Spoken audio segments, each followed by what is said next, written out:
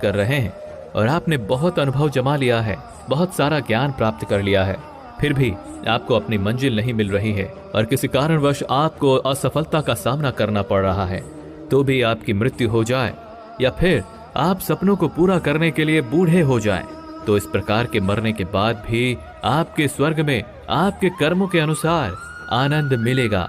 और जब आपके अच्छे कर्मों का बैलेंस खत्म हो जाएगा तो फिर से धरती पर जन्म लेके वापस आएंगे।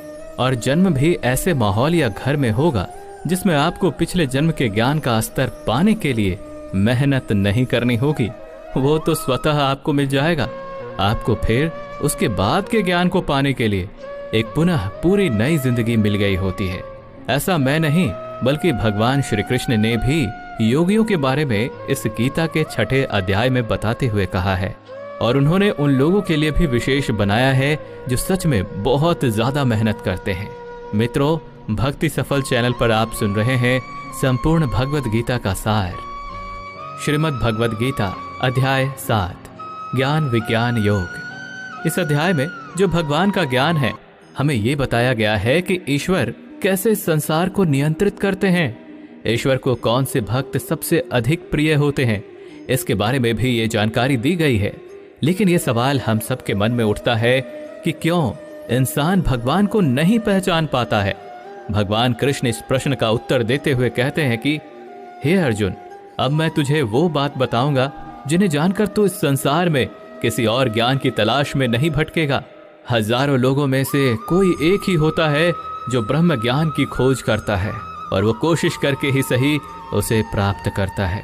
और ऐसे हजारों कोशिशें करने वालों में से कोई एक ही मेरे प्रेम में विश्वास और समर्पण के साथ प्राप्त कर पाता है। मेरे 2 रूप हैं, एक जन रूप जिसमें पृथ्वी, वायु, जल, अग्नि और आकाश, साथ ही मन, बुद्धि और अहंकार है। वहीं दूसरा है चेतना रूप जिसमें सृष्टि का चक्र है, समय को भी मैं ही निरंतर चलाता हूँ। जल, ओमकार, चंद्रमा, सूरज मैं ही हूँ। पृथ्वी की सभी पवित्र ग्रंथ, बुद्धिजीवियों का तेज, अग्नि और तपस्वियों का तप, धर्मों का पवित्र कर्म, अलग अलग समयों का काल और बलवान का बल भी मैं ही हूँ। इस संसार के लोग सांसारिक गुणों के बंधन में जकड़े हुए हैं, इसलिए मैं किसी को अपने असली रूप में नहीं दिखाई देता हूँ, और वास्तविकता में ये संसारी गुण भी मेरी माया ही तो है। मगर जो मनुष्य इस मोह माया को तोड़ देता है वो मेरा भक्त बन जाता है। माया के जाल में फंसे हुए मूर्ख लोग मेरी शरण में नहीं आ सकते हैं। कोई भी भक्त 4 विभिन्न प्रकार से मेरी पूजा करता है, कोई प्राप्ति की इच्छा रखने वाला, कोई दुख के समय मुझे याद करने वाला, और कोई मुझे पहले से ही जानने वाला। लेकिन इनमें से मुझे सबसे अधिक प्रेम करने वाला ज्ञानी भक्त पसंद है। ये चारों भक्त दयावान होते हैं, लेकिन ज्ञानी पुरुष तो मानो मेरा ही रूप है। और ज्ञानी भक्तों में से वो व्यक्ति भी शामिल है जिन्होंने मुझे बहुत सारे जन्मों से माना है, और मृत्यु के बाद भी उनकी आत्मा मुझ में ही मिल जाती है। जो भक्त किसी इच्छा की पूर्ति के लिए किसी देवता की पूजा करते हैं, उनकी आस्था में मैं वही देवता बना देता हूँ, और उस भक्त को अंततः वो देवता प्राप्त हो जाते हैं। इस फल की अवधि समय सीमित होती है। अगर कोई भक्त मेरी पूजा करने के लिए किसी भी तरह का प्रयास करता है तो मैं उसे अपना बना लेता हूँ, जबकि दूसरी तरफ वे मूर्ख जो मुझे जन्म लेने और मरने वाला मानते हैं वो मुझे प्राप्त नहीं कर पाते हैं। मैं भूतकाल, वर्तमान और भविष्य को जानता हूँ, हालांकि श्रद्धा रहित लोग मुझे नहीं जान सकते। वे भक्त जो सांसारिक मोह और माया को छोड़कर उच्च कर्मों का अभ्यास करके मेरी भक्ति करते हैं, वे मृत्यु से मुक्त होकर मुझ में ही लीन हो जाते हैं। जब आप अपने जीवन में कोई लक्ष्य स्थापित करते हैं तो समय बीतने के बाद वो लक्ष्य भूलने की आशंका हो सकती है, क्योंकि विभिन्न विचारों और कार्यों की बहुत अधिक चिंता होती है। भगवान श्री कृष्ण ने यह बताया है कि माया के जाल में फंसे व्यक्ति भगवान को भूल जाते हैं, और इसी तरह कई बार अपने महत्वपूर्ण लक्ष्य को भी भूल जाते हैं, और उन्हें लगता है कि उन्होंने जो लक्ष्य निर्धारित किया है वो तो बेकार है, व्यर्थ है। वो सोचते हैं कि लाइफ तो केवल मजे लेने के लिए है, क्या पता कल रहूं या ना रहूं। और इस तरह के सोच रखने वाले व्यक्ति को गीता में मूर्ख कहा गया है, जो इतना भी नहीं जानते कि ये जो डिस्ट्रैक्शन है या ये जो भटकाव है ये मेहनत करने वालों को बस आजमाता है और ज्यादातर लोग इसी भटकाव में बंद करके रह जाते हैं। वही दूसरी तरफ जो लगातार बिना डिस्ट्रैक्ट हुए कठिन परिश्रम करता है, वही व्यक्ति सफलता को प्राप्त कर पाता है और उसके मन को शांति प्राप्त होती है। अध्याय 8 अक्षर ब्रह्म योग। इस अध्याय में हम जानेंगे कि भगवान क्या हैं और उन्हें कैसे प्राप्त किया जा सकता है, देवता क्या होते हैं और इस संसार का कारण क्या है। ये सभी बातें हम इस अध्याय में सीख सकते हैं। अर्जुन ने पूछा, हे कृष्ण, परम ब्रह्म क्या होता है? आध्यात्म का स्वरूप क्या होता है? कर्म क्या होता है? यह संसार कैसे चलता है? और देवता कौन होते हैं? इसलिए इस अध्याय में अर्जुन के इन सभी प्रश्नों के उत्तर भगवान श्री कृष्ण द्वारा दिए गए हैं।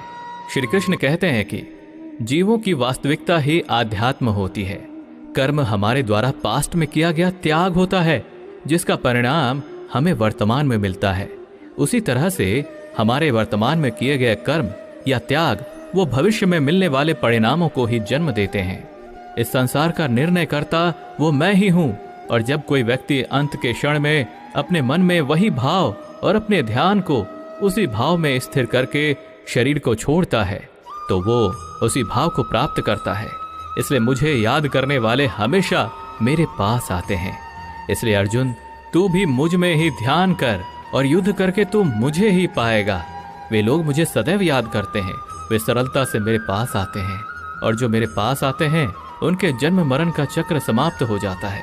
उनके सारे दुख हमेशा के लिए खत्म हो जाते हैं। श्रीमद् भगवत गीता के अनुसार सहस्त्र युग अहर यद ब्राह्मणों विदुः, अर्थात ब्रह्मा का एक दिन 1000 महायुग के बराबर होता है। इसके अनुसार ब्रह्मा का एक दिन 4 अरब 32 करोड़ 100 वर्ष होता है।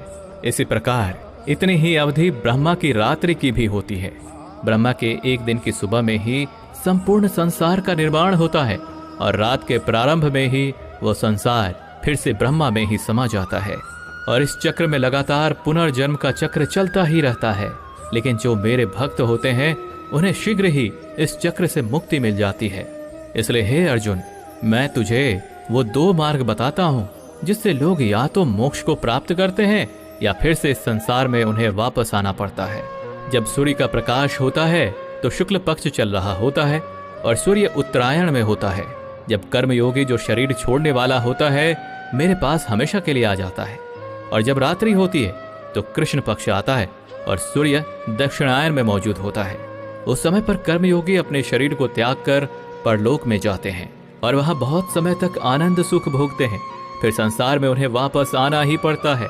केवल एक योगी ही इस रहस्य को समझकर सभी कर्मों के फलों के मोह को छोड़कर परम ब्रह्म में मिल पाता है। अब हम इस चैप्टर को आजकल के समय में देखें तो वो लोग जो अपने लक्ष्य को हमेशा के लिए यादगार बनाना चाहते हैं उन्हें बहुत ही मेहनत करनी पड़ती है, क्योंकि जैसा श्री कृष्ण ने बताया है ये संसार का चक्र बहुत बड़ा है और लोग आते जाते रहते हैं।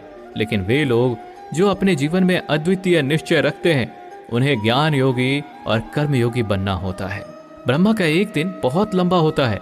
इसका मतलब है कि ये ब्रह्मांड बहुत पहले से मौजूद है और बहुत आगे तक चलेगा, और हमारा जीवन इस ब्रह्मांड के सामने बहुत छोटा होता है। इसलिए हमें ऐसा नहीं होने देना चाहिए कि हम सिर्फ अपने सपनों में खो जाएं।